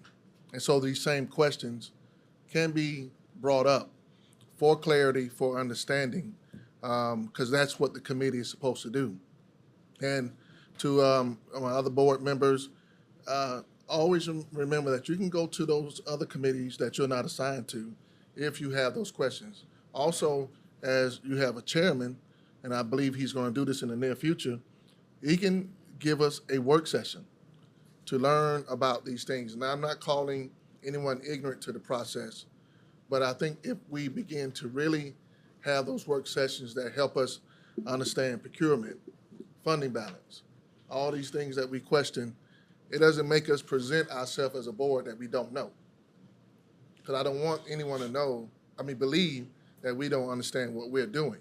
I believe that my board members are just asking this so the public is aware. But just know, to the public, you can learn just as much on a Tuesday committee meeting as you do on a board member meeting night, so that we don't necessarily have to rehearse it, but we're able to definitely become proficient in what we are doing as a board. So just the $400 example is what I wanted to make sure everyone knew about. And if it's over $1, it's really almost $4. It's really just 1% of your budget. It's an extra part that you didn't see. And tonight, that's what we're dealing with, something that we did not see. Thank you. Thank you, Commissioner Bishop. Commissioner Weston. Yes, I know that Dr. Witherspoon said give them a minute and they'll get that information back to us. And I think that we need to at least table it or do something with it so that we can see that and understand it, have a better understanding before we try to pass that without having the knowledge. Commissioner Moore and then Commissioner Bishop. Yeah, I agree, but I agree that we need to do something with it. But I'm well aware of how the district operates. I spent almost 40 years in the district as an administrator. And so I know about unanticipated spendings and so forth, and how things can be, and prices can increase and all of that. And so I just want it clear that all I'm asking for is a little bit more information about the specifics of what's going where and what happened to create the issue that exists. And then with that, I can certainly feel more comfortable with saying, okay, here we go, let's approve this. So it's not an accusation against anybody. I don't really need a whole lot of explanations or examples about how this works, because I know how that part of it works. But I can't make decisions without good information. That's all. Commissioner Bishop. Well, I just want to make sure I was not explaining to my fellow commissioner. I was explaining to the public. So it's not playing on the ignorance of any one of us, but it's us presenting ourselves to this public that we are aware. We're just making sure we explain it to them. So it's not me trying to explain it to you. But what I did want to say is that when we do consider tabling it to Mr. Henry or Dr. Witherspoon or anyone, does this put any pressure on the reopening of schools? If we don't satisfy certain budget items for 2 weeks? Not on the opening of schools for this item. All right, let's back up for a minute. Right now, we've got a recommendation of the administration and a motion by, and somebody correct me if I'm wrong, but a motion by Commissioner Devine that was seconded by Commissioner Bishop to approve the recommendation of the administration. So that's the discussion at this point. Okay. Call for question, Mr. Chairman. All right, we've got a request that we call for the vote. I think we were done with discussion anyway, so I will call for the vote.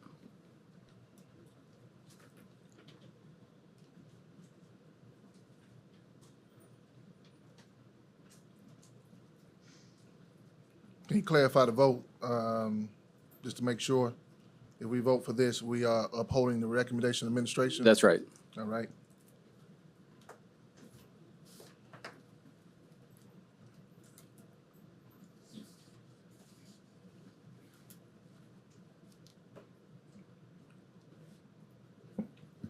All right, the motion passes with 4 ayes and 3 noes.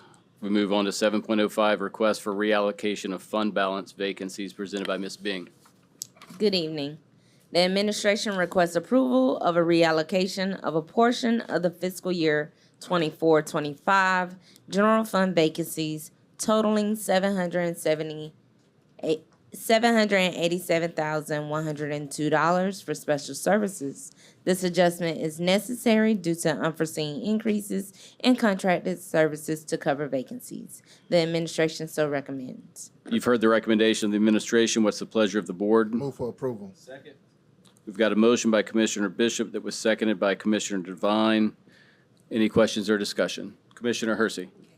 So here's an example of what I was asking. So this is an additional $787,000 for fiscal year 24-25. But on the previous agenda item, some of the $4.7 million was being allocated to special services. So what is the difference? So for this memo, this request is for the vacancies that they have currently in fiscal year 24-25 to be moved, the salaries and fringes portions to be moved to cover the contracted services that they were unable to fill. So I just want to make sure I'm clear. I think this is what you were saying is the last agenda item was a different part of the general fund than this one. This one is we couldn't fill a classroom or we couldn't fill a office, so we contracted with someone to do it. Is that right? So we're taking the money that would have gone for the salary and the fringe benefits and putting it towards the contracting position. So if we think we might have 50 teacher vacancies all year, but we end up with 65, we're going to have more vacancy, more money that we not save, but that we don't use for those salaries, but we're going to have to pay for other folks to be in the classrooms. Is that That is a correct. basic understanding? Okay, I just want to make sure I understood. Commissioner, No, I'm just trying Hersey to or understand. Weston? So because special services is just listed under that 4.7 million, how do we know that that's not covering some of the vacancies or the difference in what those funds are covering? And that's part of what we will provide for you. Our special services cover a variety of things, not just the classroom, so to speak. There's psychological services. There's other services that are provided and the like. So they can be different items. would it be correct to say that this item, as opposed to the first one, this item will deal more specifically with paying personnel? Yes. Okay. The Yes. other one is not necessarily recurring costs, but might be, it could be some services associated with contracting things, building materials, things like that. But this is going to be personnel costs for things that we weren't able to fulfill ourselves. Is that right? Correct. Okay, all right. Any, Commissioner Wesson? That's the kind of thing that we would like to see before we move on. It's seeing the budget, seeing what it is that we're paying out, how we're doing it. The process, I think that they talked about before, process and thinking. And so that's what we want to make sure that we're doing. Process things so that we can think through them and see where the money is going and how it's being spent. And here again, this is reallocation of a fund balance, and we don't even know from before what we have going on there. And we said that we would get that in a week or two by the next board meeting. Commissioner Devine? Let's call for the question. All right, we've got a call for the question, which requires a vote. Do we have a second for the call? Second. We've got a second. All right, so I'll call for the vote on the calling for the question. All in favor, say aye. Aye.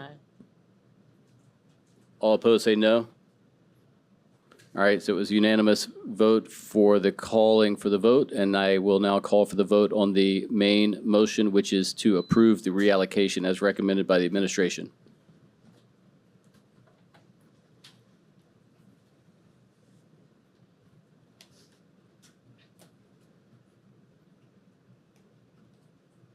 Nothing's popping up for me.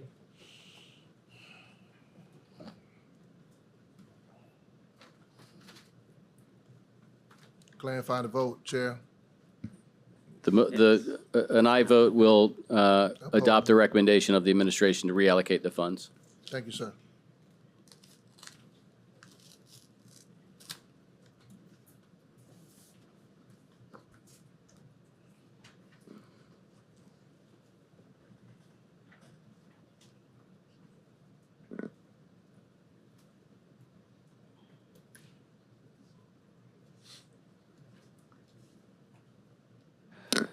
That motion carries with 5 ayes and 2 noes. We'll move on to 8.01, Grade 5, Growth and Development During Puberty Curriculum Resource, presented by Dr. Hassinger. Thank you, Mrs. Bing. Good evening again. Good evening. The Richland 1 Comprehensive Health Education Advisory Committee reviewed materials and approved the attached curriculum resource. The recommended curriculum will be used in the 25-26 school year and funded by general funds from the Office of Secondary Education. The administration so recommends. You've heard the recommendation of the administration. What's the pleasure of the board? Move for approval, Chair. Second. Motion by Commissioner Bishop, that's seconded by Commissioner Devine. Any questions or discussion? I have one question. Commissioner Moore. I'm sorry to keep referring to my experience because that's telling how old I am, but because I taught this health education thing at my school and some other schools for about 25 or 30 years. And this is not really, it has anything to do with the vote. I'm just wondering if there's a way. I looked on the website of this company and I could not figure out a way to get to the actual curriculum for this. Can somebody send me a link? Because I just would We'll like probably to look have, at it. what I'll do is I'll work with Lisa Curtis, our K-12 coordinator of health, see if we can get a demo account, because you'd actually have to get into the Okay. account to access it because it's a paid resource. Okay. And then if I can get that information, I will provide it to the superintendent. Okay, thank you. Absolutely. Thank you, Commissioner Moore. Any other questions? Commissioner Devine? Let me say this, and I mean this out of sincerity, and I mean this out of love to my fellow board members. We meet on first and third Mondays and Tuesdays. If there's things that need to be asked of the administration, I would ask that we ask them at that time instead of waiting until we come to the board meeting and ask for stuff. I've been doing this for 17 years. If I got a question, I'll talk to the superintendent, I'll talk to his chief, and get a response before the board meeting so I can be informed and make an informed decision. And I say that because as I teach across the state, I do see it more with newer board members. Please, y'all, when you meet next week, that's the third Monday and the third Tuesday, ask your questions, ask for whatever information by that Friday, so when we come back on the fourth Tuesday in June, you can have a response. Now, if you don't get a response by that Friday, then you need to talk to the chairman, Chairman need to talk with the superintendent. They need to have a conversation. That's how that's supposed to work. Instead of asking for things now, I talked to Dr. Hassinger, I talked to Dr. VC, I've talked to all the chiefs. If there's something that we need, pick up the phone or email the staff, copy the superintendent, and let him know what you need or let them know what you need. They will get it to you as quickly as they humanly possibly can. And it typically goes to all the board members because it may be a question that all the board members need to have a response to. And I say that out of sincerity and out of love and out of respect for each of you on this board. Let's not wait to the board meeting to ask for information because this is a large organization and we got to keep the organization moving because what we don't want to do is stifle or slow down the organization. Thank you, Mr. Chairman. Thank you, Commissioner Devine. Any other questions or comments about Commissioner Clyburn? Yes, and thank you, Dr. Hassinger, for this report. I just wanted to, and I know it may not be necessary, but to ditto what Commissioner Devine has just said. I did have my hand raised a little while ago. You didn't see me because you were facing that way. But I was actually going to make that same comment and recommendation. I try not to miss any of my committee meetings. And I know we all have things going on and, we may be out of town, may not be feeling well. But you can also ask another board member to go in your stead. That's one recommendation as well. But the agenda is public. The agenda for each committee meeting is on the website, just like the agenda is for a school board meeting. So you can still review, what the items are that are, in committee. And you can still email, like Commissioner Devine said, and ask questions. Because once we get here to a school board meeting, we're supposed to be here to take action, to make things progress and move forward. Like Commissioner Devine said, it leads us to a stifling process. So I just wanted to just make those comments. Thank you. Any other questions or comments about the recommendation of the administration? Commissioner Hersey. Say this. Just out of respect and for everyone listening, I think all of us sitting up here are highly educated and intelligent. And the committee meetings, in my hope is that they will be eventually restructured because, in my opinion, it's not much progress made during the committee meetings. And yes, we do have an opportunity to ask questions. And if you go back and listen, we ask the same questions of committee meeting that we ask here in open forum. Our role is not to supervise or direct employees of the district. That is not who we are. That's not our employee. We supervise just the superintendent. And just because things have been done the same way for a certain number of years does not make it correct.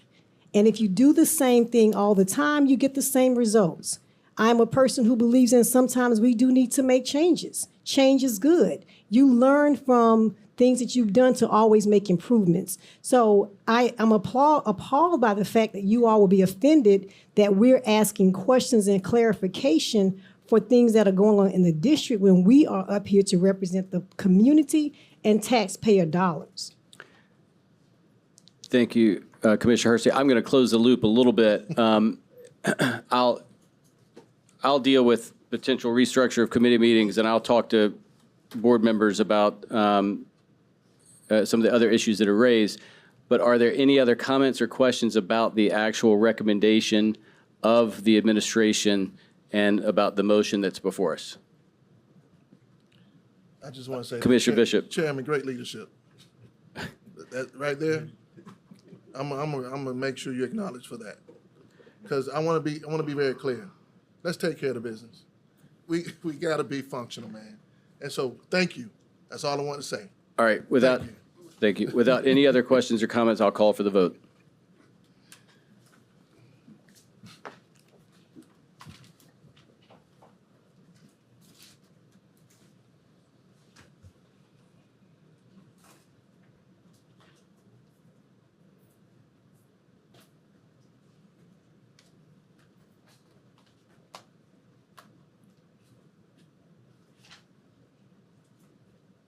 The motion carries with a unanimous vote. We now have an executive session agenda before us. Can I get a motion to go into executive I session? move that we now go into executive session. Second? Got a motion by Commissioner Bishop, seconded by, was that Commissioner Clyburn? Yes. Commissioner Clyburn. Any questions or discussion about that motion? All right, I'll call for the vote.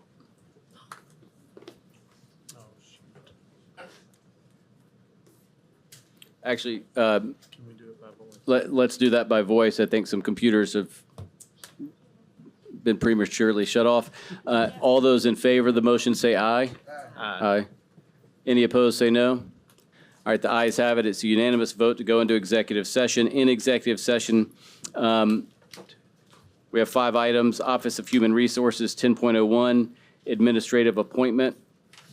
10.02, administrative appointment. 10.03, hiring of personnel. I'm sorry, we have 4 items. Those 3 items plus 11.01, contractual matters regarding a potential convocation. And those are the 4 items before us. All right, we're back in session. Can I get a motion to exit executive session? Chair, I now move that we exit executive session. Second? Got a motion by Commissioner Bishop, seconded by Commissioner Devine to exit executive session. Any questions or comments? I'll call for that vote.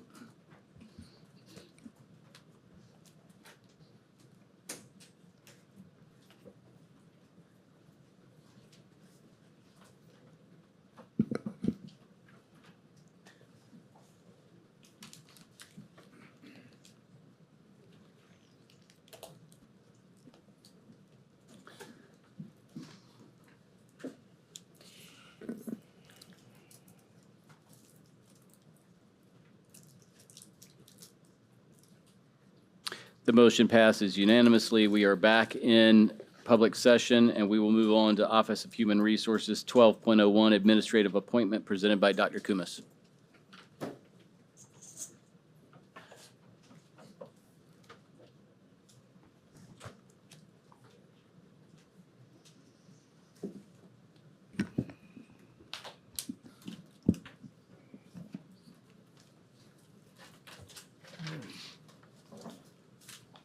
Good evening, Board Chair Lominack, members of the Board of School Commissioners, Dr. Witherspoon. The administration recommends the appointment of A.O. to the position of Coordinator of Security and Emergency Services at Security and Emergency Services for the 24-25 school year. The administration so recommends. You've heard the recommendation of the administration. What's the pleasure of the board? Move for approval, Mr. Chairman. Second. Got a motion by Commissioner Devine, seconded by Commissioner Clyburn. Any questions or discussion on that motion? All right, I'll call for the vote.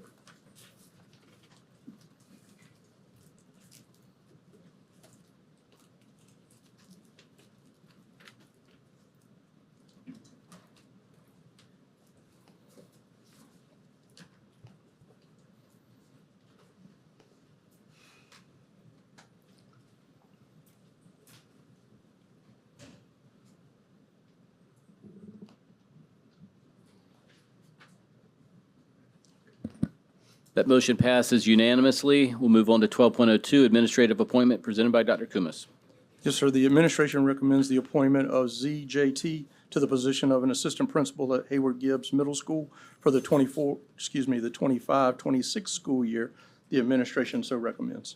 You've heard the recommendation of the administration. What's the pleasure of the board? Move for approval. Second. Yeah. We've got a motion by Commissioner Moore, seconded by Commissioner Bishop. Any questions or discussion? I'll call for the vote.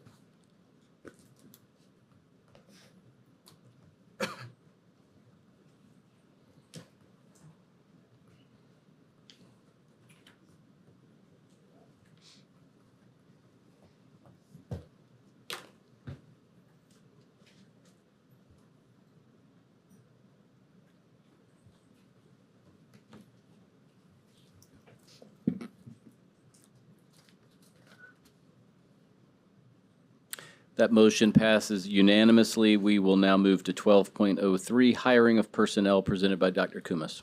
Yes, sir. The administration recommends hiring all 17 teachers on the attached list for the 25-26 school year.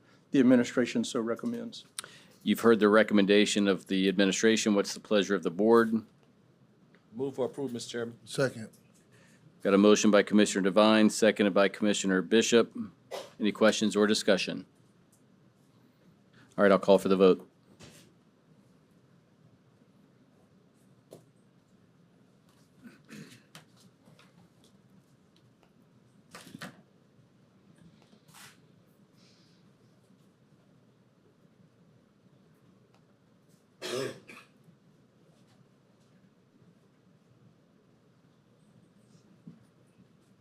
That motion passes unanimously. We will now move on to Office of Superintendent, 13.01, Superintendent's Report, presented by Dr. Witherspoon. Thank you, Mr. Chair, members of the board. Congratulations again to all of our class of 2025 graduates and their proud families. The class of 2025 collectively earned over $80 million in scholarships, surpassing last year's scholarship totals by more than $11 million. Again, congratulations to the class of 2025. The 2024-2025 school year is over, but Richland One schools, students, and staff are still receiving prestigious honors, awards, and distinctions. Watkins Nance Elementary School's National Beta Club has been named a 2025 National Beta Club Grand Slam Service Award winner. Watkins Nance was the only elementary school in South Carolina and one of 58 schools in the United States to receive this distinction. To be named a Grand Slam Award winner, each student in their school's Beta Club chapter must spend an average of more than 100 hours serving their school, community, and state during the school year. Watkins Nance's Beta Club students served a total of 4,468 hours during the 2024-2025 school year, with each member serving an average of approximately 279 hours. Congratulations, Watkins Nance Elementary School's National Beta Club. Joshua Shoulders, a rising junior at Columbia High School, has earned his Part 107 certification from the Federal Aviation Administration, allowing him to fly drones for commercial usage. He is the first Richland One student to earn his Part 107 certification before graduating high school.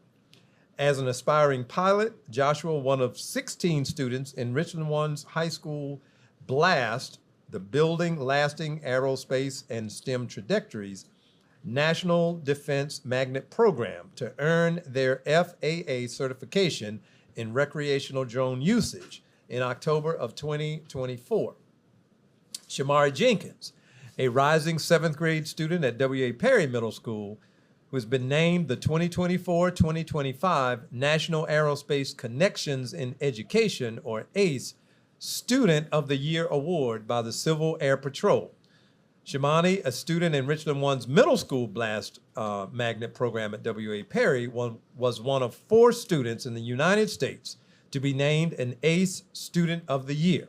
The ACE program's curriculum is designed to spark early interest in STEM disciplines and careers. National ACE Students of the Year are recognized for their enthusiasm, leadership, and engagement with the program. Mr. Alvin Allen, Academic Integration Specialist in our Office of Career and Technical Education, for being named the 2025 South Carolina Association for Career and Technical Education Teacher Educator of the Year. Mr. Allen will be recognized at SCACTE's annual meeting on June 23rd during the South Carolina Education Business Summit in Greenville. We look forward to recognizing him at an upcoming board meeting. Our summer SOAR programs and camps began Monday, June 2nd, and they will continue through July 17th. There are still many opportunities available for students at all grade levels to participate in summer SOAR. Parents can go to www.richlandone.org/SOAR or call our Summer SOAR hotline at 803-400-1692 for more information. We also want to remind parents about our summer break Cafe Food Service Program. Free breakfast and lunch meals are available Monday through Thursday to any child age 18 or younger at 28 school sites throughout the district. Parents also may pick up meals for their children on designated dates at Forest Heights and Hopkins Elementary School. For more information, go to our website or contact our Student Nutrition Services team at 803-231-6953. And finally, we are looking for volunteers to serve as R1 Champs for the 2025-2026 school year. The goal of R1 Champs, which is Caring Hearts Making Positive Shifts, is to place more positive adult role models on our school campuses and help staff empower, inspire, and encourage students to achieve their full potential. Training sessions will be held June 17th, July 15th, and July 29th at the Lion Street Student Services Center. Each session will begin at 5:30 p.m. Persons who are interested in being an R1 Champs volunteer and plan to attend one of our training sessions should go to our website to access the registration link and complete the form. For more information, you may contact Mr. Kerry Abel at 803-231-7182. Mr. Chair, that concludes my report. Thank you, Dr. Witherspoon. Any questions of the superintendent from commissioners regarding his report? All right, then we will move on to 14.02 board report. Any commissioners have reports they'd like to provide? Commissioner? 14.1. I'm sorry, my gosh. Thank you all. 1401 is contractual matters regarding potential convocation. This is an information item only. Are there any questions or comments that any commissioners want to make about that information item? Thanks to both commissioners for keeping me on track. Now we're at 14.02 board report. Do any commissioners want to make a report? Commissioner Hersey. Yeah, just for information, I would like to share that I attended a portion of the DARE conference yesterday in Myrtle Beach. I was invited down there by one of the deputies so that we could have conversation just around how school administrators can work better with the SROs. And so that was a good session. And also I took my son to Boys State on Sunday, and it was my hopes that I would see some other Richland 1 students there. And hopefully that working with Ms. Offing next year, we will do a better job of making sure that all of our district schools are represented. Because I reached out to a few of the principals just to see if they had sent students up there, and all the high schools did not send students to Boys State, which is really disappointing when that is something that is a state initiative, and it's great just for boys. I wasn't able to check on any girls to see if we sent any girls to Girls State, and I know the district covers the cost, and if not, then that's something we need to work on ensuring happens for every high school in the district to have representatives for both Girls State and Boys State for that experience at Anderson University. And the last thing I want us to, I've had conversations with a few pastors in the community. They reached out to me about partnerships, and it is my hope that moving forward, we can look at how we can merge some of the services so that everyone works more collaboratively with Title I, with the parent engagement specialist, Mr. Abel with Champs, Dr. Cooper with partnerships, and then Mr. Jackson with volunteers. That's all of those individuals are working with the community, but I don't know if we have everything under one umbrella, because what one of the pastors said to me was, we're helping this particular school, and then another school called and asked us because there was no communication or no central location so persons will know who's doing what in the community. And in order for us to grow our community partnerships, I feel that those 4 areas really need to find a way to work together and to do more for our community. So that ends my report. Thank you, Commissioner Hersey. Any other board reports from board members? Commissioner Clyburn? Yes. So thank you very much. I have a short one. Oh, my bad. I am going to get you. Okay. That's okay. Anyway, so this is for a good reason, of course. We have a councilwoman, Tyra Little. who serves on our who serves on our Richland County Council. And she has gained national recognition for an initiative that she spearheaded. And it was the Hate Intimidation Act for Richland County. And I'm bringing this up because this affects everyone in our county, and hopefully one day it will affect everyone in our state when our state adopts, hopefully one day, a state intimidation hate act. And this is something that she authored. She got the support from her other council people, and it was passed on last week. So I just wanted to make sure she got her flowers, and we recognized her today for that. So thank you, Commissioner Devine. You're welcome. Thank you, Commissioner Clyburn. Any other reports, Commissioner Devine? Thank you, Mr. Chairman. Ms. Clyburn, you know I'm just messing with you. Just real quick, I do want to take the time right now to discuss one thing. It's pulling up on my phone. I'm going to title this, What in the World Does a Superintendent Do? Superintendents run transportation systems, a mini bus system, if you will. They're the largest food provider in the area. We have over 50 cafeterias. They provide health care and mental health services to our students and our staff. The largest logistics and operations provider here. Community outreach and social services, workforce preparation, athletics, human resources, finance, many postal service as well, and one of the largest property management firms, a company in the area. So Dr. Witherspoon, thank you for your 37 years of experience as an educational practitioner, for starting with Richland 1 on March 23rd, 2015, and of course you were in your tenure in our district on June 30th, 2025. During your tenure, and you know this, but I just want to share with the general public, as mentioned earlier, in 2016, we launched the elementary language immersion program at Carver Lyon, and now it's in Hand Middle School, which now will then go to Drury High School. We launched the first commercial driver's license CDL program in 2018, one of only 6 of its kind in the entire nation. You helped establish the state's first virtual school program for high school students in 2017. And also in 2017, you established a firefighter training program at Lower Richland High School in partnership with the Columbia Richland Fire Department.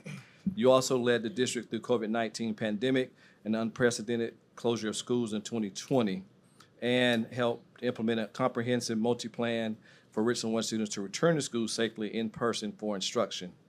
This one meant a lot to me.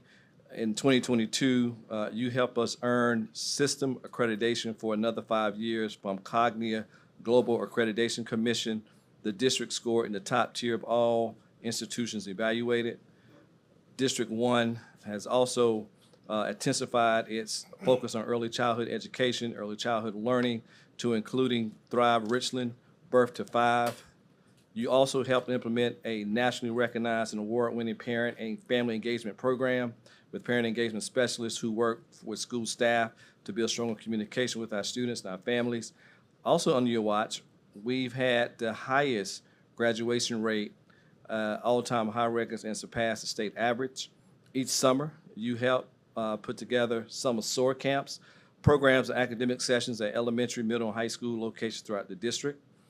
You will also, under your leadership, we were the first South Carolina school district to offer all 16 nationally recognized career clusters and the first district in the state with certified pre-apprentice program. Under your leadership, we were awarded 2 Magnet School Assistance Program, MSAP grants from U.S. Department of Education, totaling over $30 million. One of the first of many school districts in the state, but with the first school district in the state to get a Purple Star School District by the South Carolina Department of Education. Others came behind us, but we were the first, one of the first.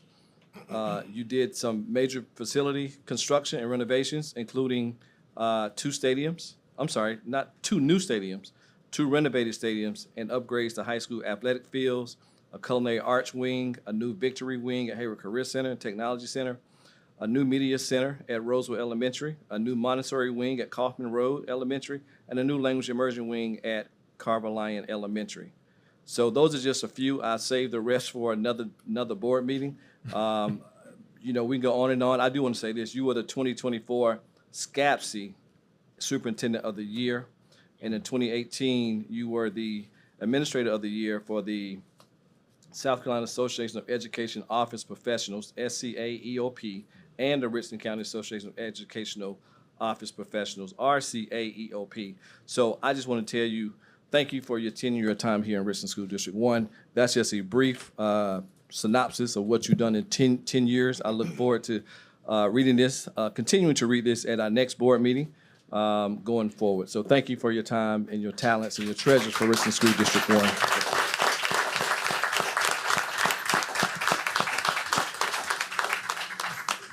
Thank you, Commissioner Devine, and go team. Yes, sir. Thank you, Mr. Chairman. Thank you, Commissioner Devine. Commissioner Bishop? You know, Chair, whenever Batman goes before Robin, Robin has nothing else to really add. Well, me and Jamie are probably the last sitting board members who saw Dr. Witherspoon walk in. And so me and him were sitting here talking about some of the successes that, as he led a team of people here, I just wanted to make sure I add some more that you'll probably read. I believe we established the Breaking of Bread, Faith Leaders Breakfast under his leadership. Thank you, Dr. Tracy Cooper, for being the coordinator of that. Also, 36 years of international awards for financial strength.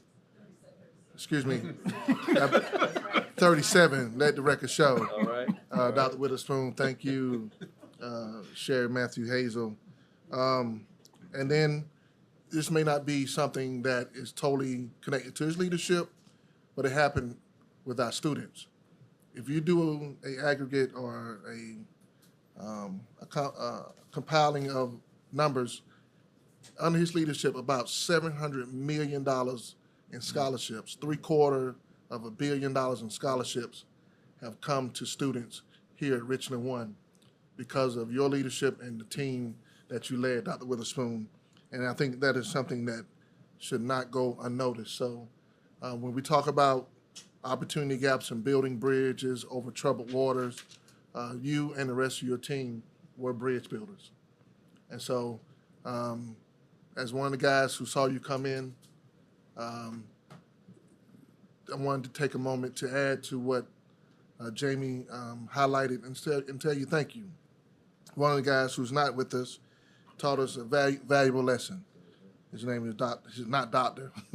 His name is Vince Ford. 3 times all Reed Street.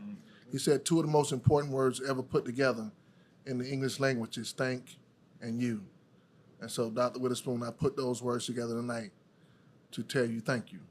Thank you for your leadership, and thank you for all that you have done in your tenure. And it's been a joy, most of all, as the program is called Blast.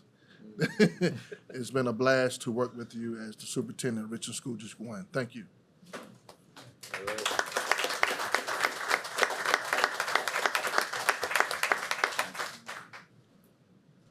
Thank you, Commissioner Bishop. Any other board reports? All right. I think we finally got this one right. We're going to end on that note, and I do have an announcement to make.